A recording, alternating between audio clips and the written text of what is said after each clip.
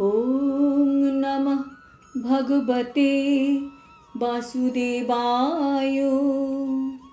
শ্রীমদ্ ভগবদ গীতা প্রথম অধ্যায় বিষাদ যোগ। আজ আমরা শ্লোক 23টি শুনব। তার আগে আমরা দেখলাম ভগবান কৃষ্ণ আর অর্জুন অগ্নিদেব প্রদত্ত রথে বসে আছেন।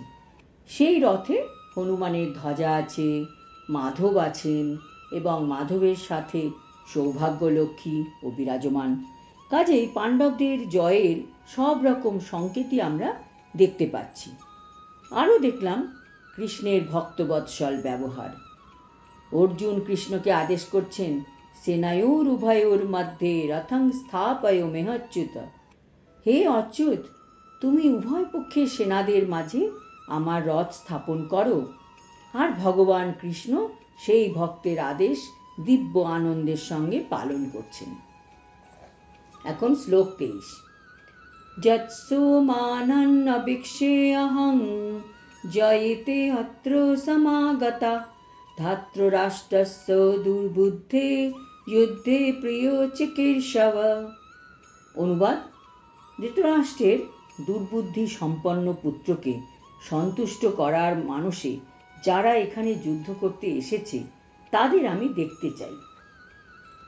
তাৎপর্য: অর্জুন যুদ্ধের শুরুতে যুদ্ধক্ষেত্রে কেন যেতে চেয়েছিলেন? প্রথম কথা, তিনি দেখতে চেয়েছিলেন কারা কারা এই অবাঞ্ছিত যুদ্ধে অংশগ্রহণ করছে। দ্বিতীয়ত, শত্রুপক্ষকে মোকাবিলা করার আগে তাদের শক্তি যাচাই করা। প্রচ্ছন্নভাবে সকলেরই জানা ছিল যে দুর্যোধন তার পিতা ধৃতরাষ্ট্রের সহযোগিতায় অন্যায়ভাবে পাণ্ডবদের রাজত্ব আত্মসাৎ করতে চেয়েছিল। দুর্যোধন যেমন দুর্বুদ্ধি সম্পন্ন, তার পিতা ধৃতরাষ্ট্রও তেমনই দুর্বুদ্ধি সম্পন্ন। তাই যারা দুর্যোধনের পক্ষে যোগ দিয়েছিল তারাও সকলেই একই গোয়ালের গরু। অর্জুনের শান্তি প্রতিষ্ঠা করার কোনো রকম উদ্দেশ্য তো ছিল না। কৃষ্ণ একবার চেষ্টা করেছিলেন, কিন্তু নির্বোধ দুর্যোধন তাতে রাজি হয়নি।